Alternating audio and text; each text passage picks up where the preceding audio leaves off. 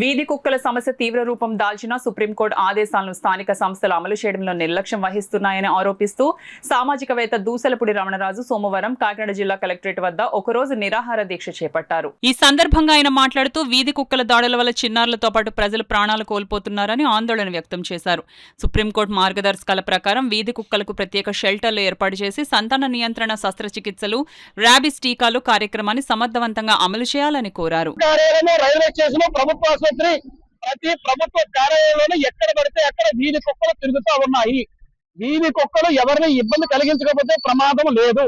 కానీ 8 ఏళ్ల కిందట ఎంఆర్ఓ ఆఫీస్ కార్యాలయం వీధిలో 6 ఏళ్ల బాలుడు మరి వీధి కుక్కలు పీక్కి చంపేశాయి. మరి ఇటువంటి పరిణామాలు ఈ నగరం మర్చిపోలేదు. అదే విధంగా గత వారంలో కాకినాడ నగరంలోనే పిచ్చి కుక్క కరిచి 4 కుక్క కాటు గురయ్యారు. ప్రభుత్వ ఆసుపత్రుల్లో ఏడాదికి 6,000 నుంచి 10,000 మంది కుక్క కాటు ఇంజక్షన్లు వేయించుకుంటున్నారు. అక్కడ మందు దొరకపోతే బయట కొనుక్కుంటా ఉన్నారు. బయట మార్కెట్ లో 300 రూపాయల నుంచి 1,200, 6,000, 10,000 వరకు కూడా కుక్క కరిచిన గాయాలను బట్టి ఖరీదైనటువంటి ఇంజక్షన్లు ఉన్నాయి. ఈ డోస్ చేయించుకోవాలంటే మూడంత ఆర్థికమైనటువంటి బాధలు సామాన్య మధ్యతరగతి ఇబ్బందులు పడతా ఉన్నారు.